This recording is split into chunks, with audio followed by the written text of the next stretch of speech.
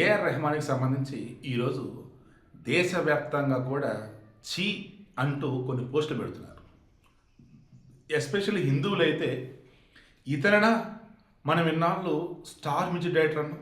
Ganesh gold తాకట్టులో ఉన్న బంగారాన్ని విడిపించి కొనబడును. సంప్రదించండి 9966611144. ఇతరన మనం ఇన్నాళ్ళు నెత్తిన పెట్టుకున్నాం. ఇతరన భారతదేశ కీర్తిని రపరపలాడించినటువంటి గ్రేట్ పర్సన్ అన్నాం అని సిగ్గుపడుతున్నారు, తలదించుకుంటున్నారు.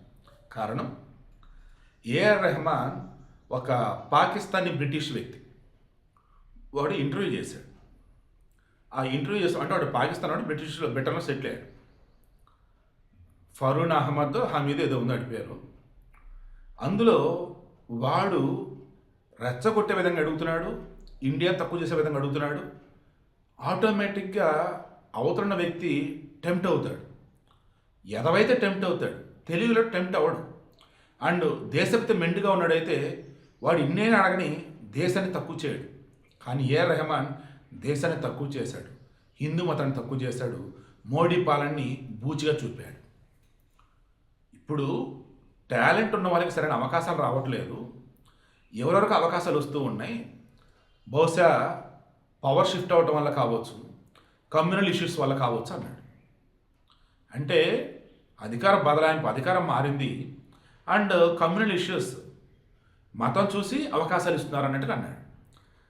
ఇతను దిలీప్గా ఉన్నప్పుడు ఎన్ని అవకాశాలు వచ్చాయి, ఏఆర్ రెహమాన్గా మారిన తర్వాత ఎన్ని అవకాశాలు వచ్చాయి. ఇతను ఏఆర్ రెహమాన్గా మారిన తర్వాత, హిందూ దిలీప్ ఏఆర్ రెహమాన్గా మారిన తర్వాత ఇతనికి అవకాశాలు ఇచ్చిన వాళ్ళలో హిందూ డైరెక్టర్ లేరా, హిందూ హీరోలు లేరా, హిందూ నిర్మాతలు లేరంటే ఆల్మోస్ట్ వాళ్ళే కదా ఇండియాలో. బాలీవుడ్లో సల్మాన్ ఖాను, షారూఖ్ ఖాను, అమీర్ ఖాను, సైఫ్ అలీ ఖాన్ వాళ్ళు ఉన్నా కానీ వాళ్ళ సినిమాలకు నా తెలిసి తను చేసిన తక్కువే. మ్యాక్సిమం బయట వాళ్ళకి ఎక్కువ చేసి ఉన్నాడు. అటువంటిది ఈరోజు అదే హిందువుల మీద విషం చెమ్ముతూ ఎంత దారుణంగా మాట్లాడాడు. నేను మళ్ళీ క్రాస్ చెక్ చేశాను. 2004-14 మధ్య నాకున్న ఫీడ్బ్యాక్, నాకున్న ఇన్ఫర్మేషన్ ప్రకారం 41 సినిమా తనకు పనిచేస్తే 2014 నుంచి 2024 మధ్య 47 సినిమాలకు చేశాడు. అంటే మోడీ పరిపాలనలోనే ఇతను ఒక 6 సినిమాలు ఎక్స్ట్రాగా పనిచేశాడు. అవకాశాలు ఎక్కువ వచ్చాయి. అండ్ 2004 నుంచి 14 మధ్య ఏఆర్ రెహమాన్ అంటే ఒక బ్రాండ్. ఆ తర్వాత చాలామంది వచ్చారు మ్యూజిక్ డైరెక్టర్లుగా.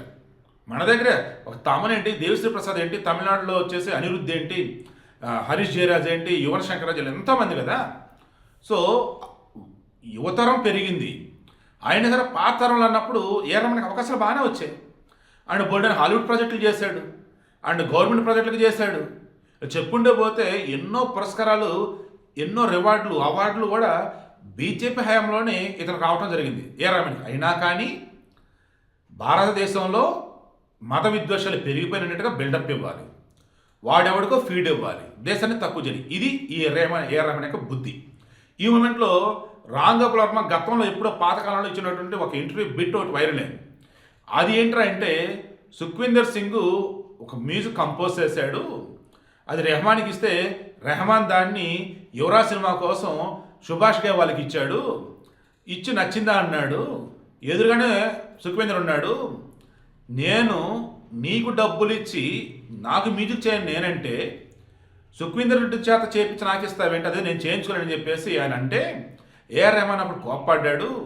నేను సుఖ్వీందర్ చేత చేపిస్తానా, నా ఇంట్లో పని మనిషి చేత చేపిస్తానా, ఎవరైతే నీకెందుకు, నువ్వు వేసుకునే పేరు నాది, మ్యూజిక్ ఇస్తుంది నేను, నీకు నచ్చితేనే ఇస్తాను, నచ్చకపోతే ఏమైనా వేరేది ఇస్తాను, ఇక నీకే నొప్పి, నువ్వు వెళ్ళి నేను పంపిస్తాను చెప్పేసి పంపించాడు. బట్ సుఖ్వీందర్ ఇచ్చినటువంటి మ్యూజిక్ బాగా నచ్చింది, దానికన్నా 5 లక్షల రూపాయలు డబ్బులు ఇచ్చాడు.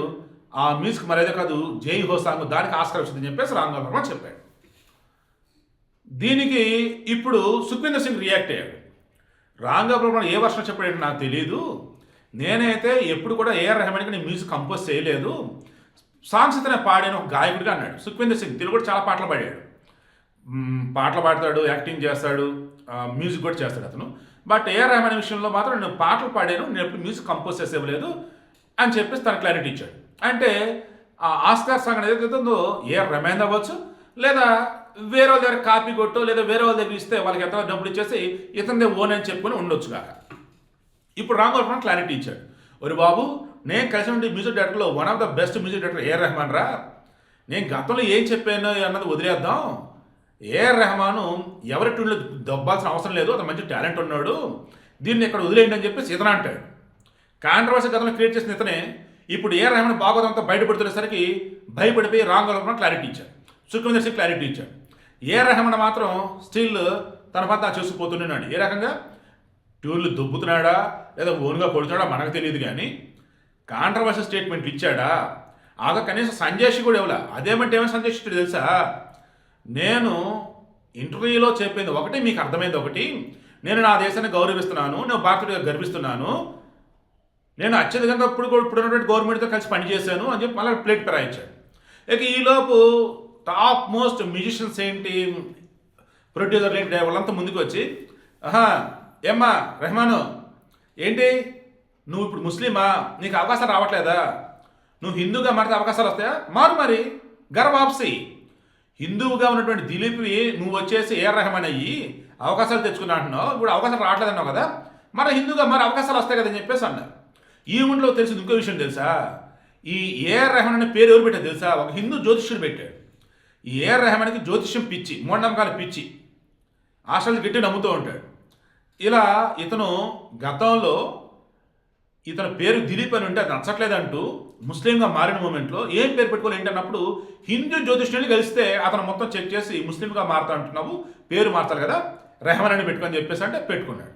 ఇది ఇతని యొక్క ఎందుకంటే నాకే సిగ్గేస్తుంది, తక్కువ చేయలేకపోతున్నాను, బట్ ఉన్న విషయం చెప్పాలని చెప్తున్నా. సో అంతిమంగా నేను చెప్పేది ఏంటంటే మీకు అర్థమైందా? ఎవరిని కూడా చూసి బ్లైండ్గా నమ్మకండి, వాళ్ళ వెనక ఒక ముసుగు మనిషి ఉంటాడు. కాబట్టి ఎవరైనా ఎక్కడ ఉంచాలో అక్కడే ఉంచండి.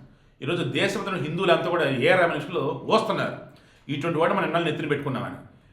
హిందుస్థాన్లో హిందువుల యొక్క మెప్పు పొంది ఆ హిందువులని, హిందూ ధర్మాన్ని తప్పు చేసే విధంగా ఒక పాకిస్తాన్ వాడికి ఇంటర్వ్యూ ఇచ్చి కంపు చేసుకున్నాడు. నాకు తెలిసి రాను రోజుల్లో ఏఆర్ రెహమాను ఇక ఇంతకు ముందులాగైతే ఉండలేడు, క్రెడిబిలిటీ భయంకర పడిపోయింది.